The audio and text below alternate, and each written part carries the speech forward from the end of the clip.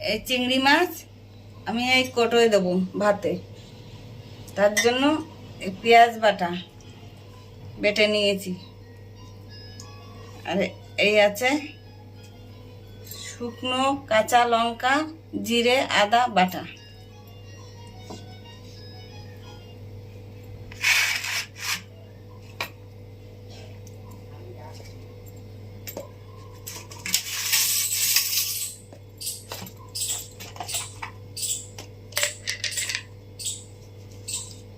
দেব লবণ পরিমাণ মতন,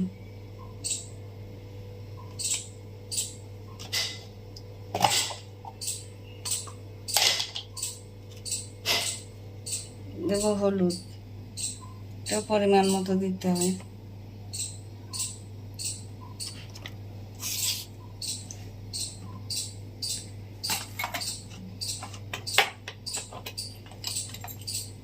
এবারে আমি দেবো একটু সর্ষের তেল,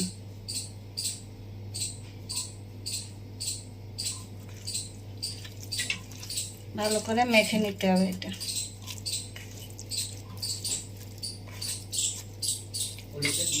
এগুলো এই যে কোটোয় ভরছি আমি।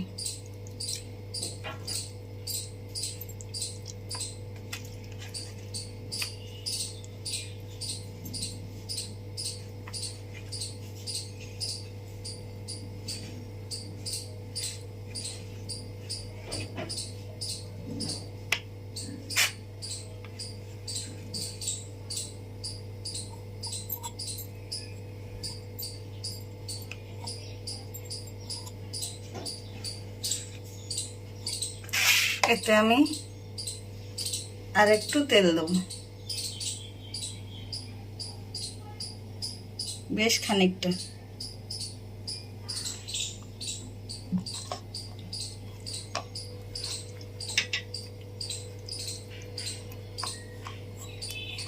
এবার কোটোর মুখ আটকাবো।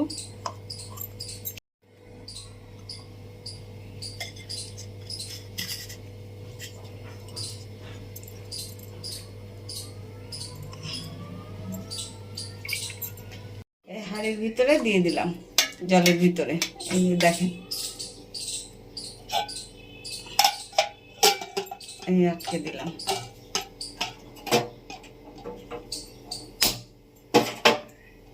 এবার বসিয়ে দিলাম।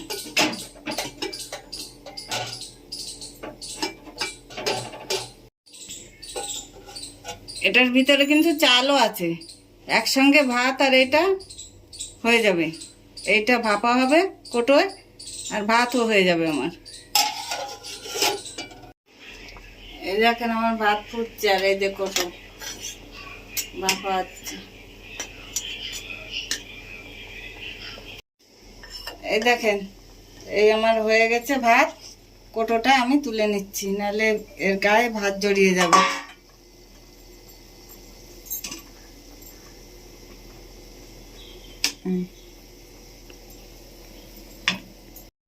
এই দেখেন মুখ খোলা হয়ে গেছে। এবার এটা ঢেলে দেখাচ্ছি। এই যে ভাপা রেডি, কি সুন্দর সেন্ট বেরোচ্ছে।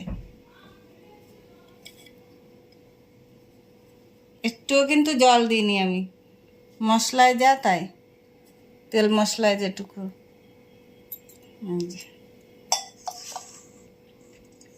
এক্ষুনি আমরা এই গরম ভাতে খাবো। এই যে ভাত হয়ে গেছে একসঙ্গে,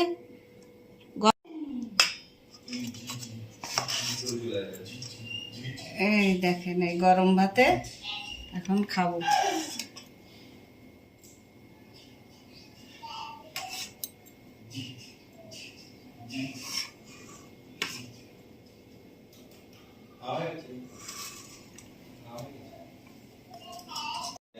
গরম গরম ভাতে এইভাবে আপনারা খেয়ে আমাদের জানাবেন কেমন হলো। এইভাবে কোটোয় করে, কি আপনাদের যদি অন্য কোটো থাকে, পেঁচের কোটো, সেটাতেও দিতে পারেন। দিয়ে ভাতের ভিতরে দিয়ে চালটা আগে ধুয়ে জলের ওই জলেই হাঁড়ির ভিতরে বসিয়ে দিতে হবে। দিয়ে করে খেয়ে জানাবেন কেমন হলো। এটা চিংড়ি মাছ, আপনারা পুঁটি মাছও করতে পারেন।